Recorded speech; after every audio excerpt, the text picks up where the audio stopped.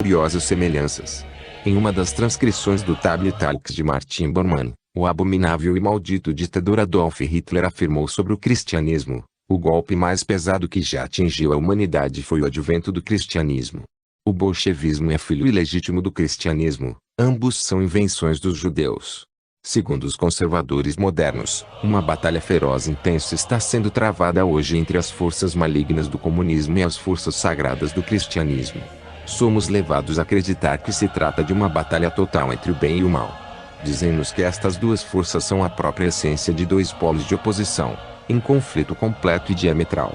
Se olharmos mais de perto para essas duas forças que têm atormentado a humanidade, descobrimos que elas não estão completamente em lados opostos. Ao comparar os dois, descobrimos que são surpreendentemente semelhantes e não opostos. Na verdade, há tantas semelhanças nos dois programas e na filosofia desses dois credos que a mão do mesmo autor pode ser facilmente detectada. Tanto o comunismo quanto o cristianismo pregam contra o materialismo. O comunismo designa como burguesas aquelas forças produtivas e criativas da nossa sociedade, às quais devemos em grande parte os benefícios de uma civilização branca produtiva. Em seguida, ataca com fúria sem paralelo os burgueses e nos diz repetidamente que devem ser destruídos. Em vez de dar crédito a quem o merece, calunia e difama esses elementos construtivos e produtivos, nomeadamente os burgueses ou os capitalistas, como o máximo do mal. O cristianismo nos diz basicamente a mesma coisa. Diz-nos que será mais difícil um camelo passar pelo fundo de uma agulha do que um rico chegar ao céu. Diz-nos que devemos vender tudo o que tens e dar aos pobres, um conselho insidioso que, se seguido, faria de todos nós um bando de vagabundos e mendigos errantes. Certamente causaria o colapso da nossa sociedade. O cristianismo ainda nos diz: não acumule tesouros na terra, mas acumule tesouros no céu. Em todo o processo, a implicação é clara. Não acumule para si nenhuma das coisas boas da vida. Se, com muito trabalho, você já conseguiu acumular alguma riqueza, livre-se dela, doa, dê aos pobres, sobretudo, dê à igreja, eles a aceitarão com gosto. O resultado líquido deste conselho fantástico é que ela passará mais facilmente para as mãos do povo escolhido, que não concordam com tal tolice. Eles esperam nos fazer de tolos, sabendo muito bem que o velho ditado "um tolo e seu dinheiro logo se separam" é totalmente verdadeiro. O outro lado da moeda é que os próprios líderes do cristianismo e do comunismo são fantasticamente materialistas.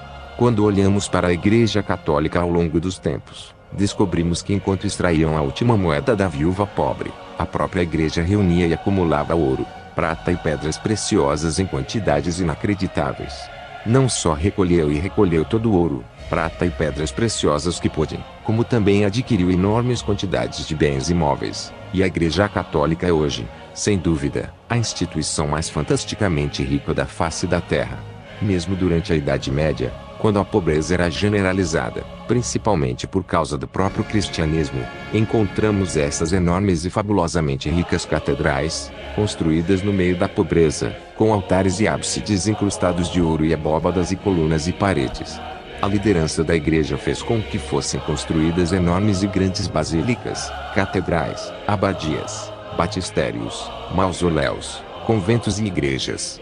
Praticamente todos esses eram tão luxuosos e tão grandes em comparação com os escassos arredores da época que se destacavam extravagantemente como o principal repositório de toda a riqueza material, ouro, prata e riqueza arquitetônica, tanto de sua época quanto de sua localização geográfica.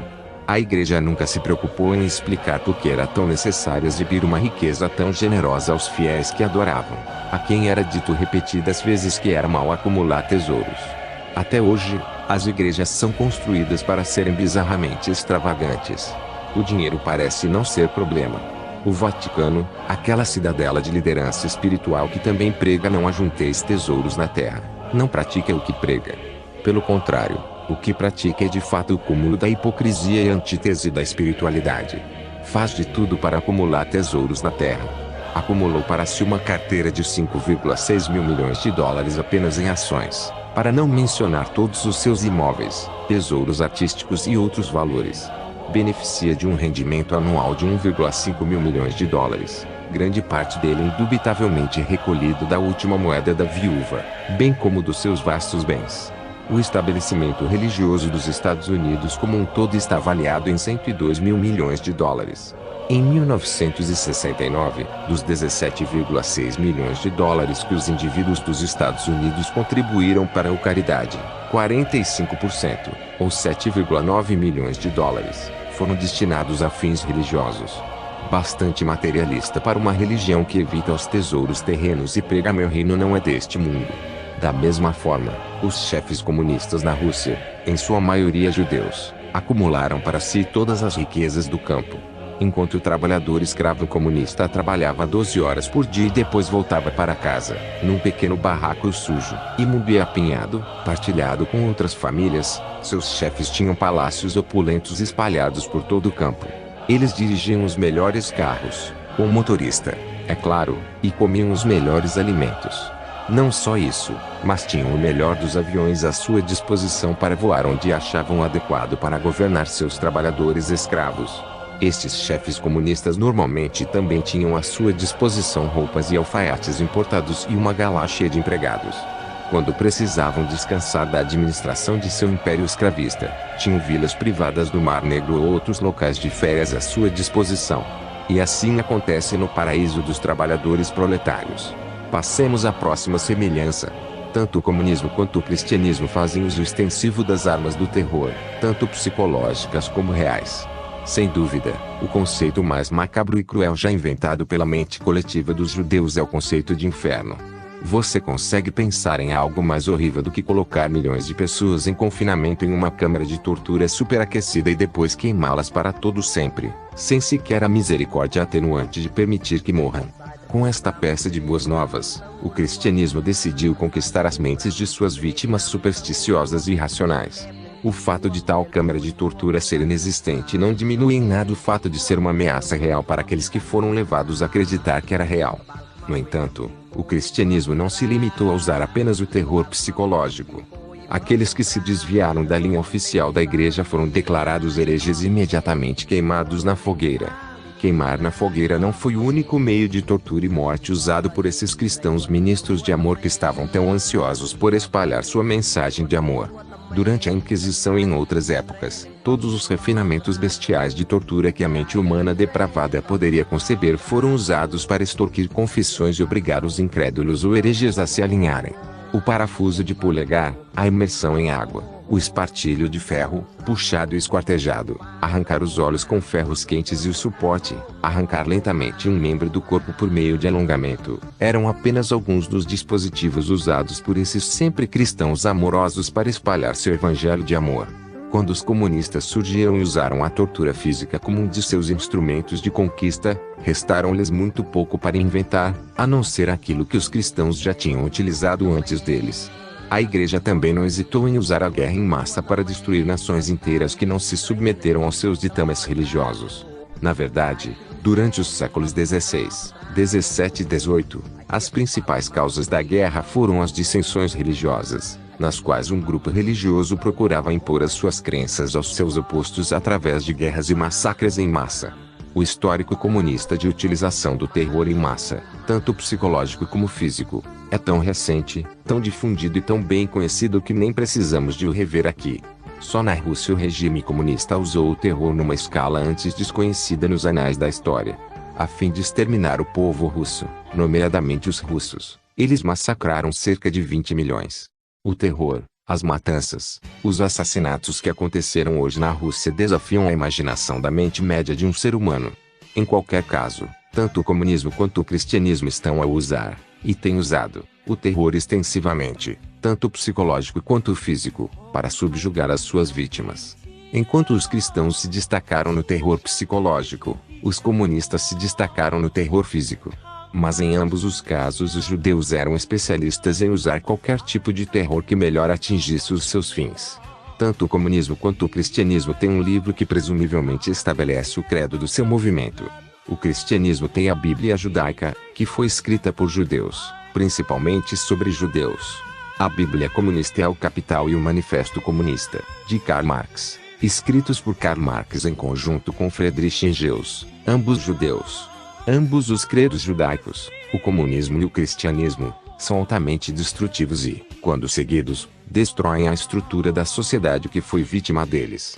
O cristianismo ensina a maldade do homem, que ele é um pecador inútil e indigno, que nasceu no pecado e que todos os seus instintos são maus. O comunismo prega que o elemento produtivo e criativo da nossa sociedade, nomeadamente os burgueses, como os chamam, está podre e mau e deve ser destruído. Pode-se dizer com segurança que qualquer sociedade sólida e saudável que se voltasse para o cristianismo completo e praticasse todos os seus princípios, ou qualquer sociedade que praticasse o comunismo puro, em breve se destruiria.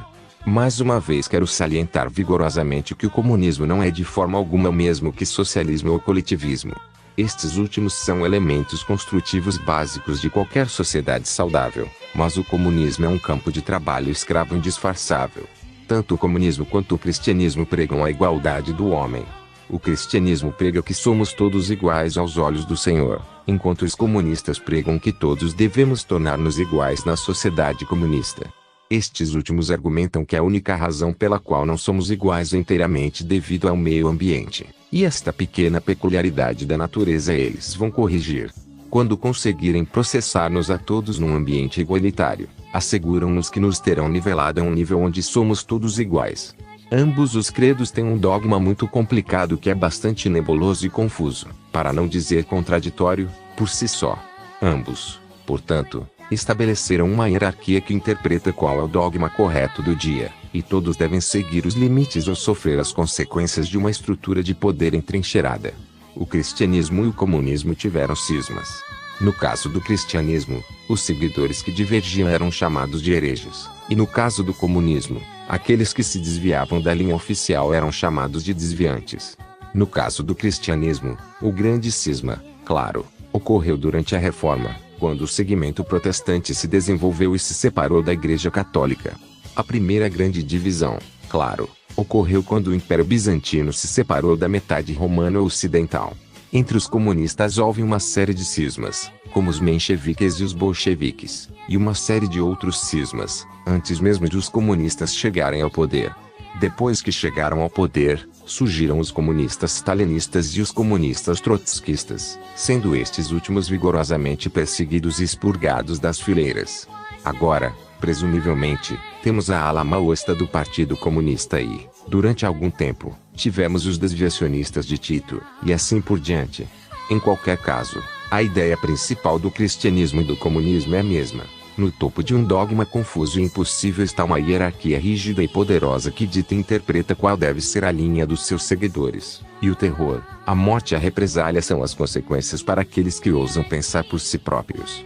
As semelhanças entre esses credos continuam indefinidamente. Ambos pregam a destruição da sociedade atual. Concentram-se especialmente na destruição e degradação dos elementos mais criativos e produtivos da sociedade como um todo.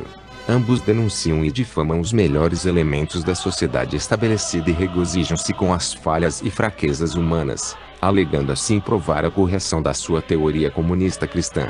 Os judeus, que são os perpetradores do comunismo, preveem que a sede do paraíso finalmente descansa em Israel e, em particular, em Jerusalém. Também o cristianismo fala continuamente de Sião, a Nova Jerusalém, e olha para Jerusalém como a Terra Santa, a sua origem e sede espiritual. Outra semelhança que se manifesta em ambos os credos judaicos é que ambos têm uma capacidade incurável de apresentar uma profusão de palavreados que é extremamente vago e confuso. O palavreado não é apenas abundante, mas incrivelmente carente de substância. Este é um velho truque judaico para confundir e confundir as mentes da sua oposição, sendo esta última enganada ao pensar que toda esta vasta coleção de palavras deve ter algum significado mais elevado, além da sua compreensão. Para destruir e derrotar ainda mais a oposição, ambos os credos desenvolveram ao máximo a arte de lançar palavras de gatilho cruéis e palavras de ódio contra os seus oponentes. Os cristãos desenvolveram palavras desencadeadoras de ódio como pagão, herege, apóstata, blasfemador, pecador e anticristo. Os comunistas desenvolveram todo um conjunto de palavras gatilho semelhantes, e algumas delas são fascista, nazista, intolerante, preconceituoso e antissemita. Sem que ninguém realmente pare para analisar o que cada uma dessas palavras significa e por que deveriam ser consideradas ruins. Essas palavras foram desenvolvidas a um alto estado de maldade implícita, de modo que, apenas chamando esses nomes, você não precisa realmente debater as questões. mas derrote impiedosamente seus oponentes sem recorrer a qualquer debate ou raciocínio de qualquer espécie.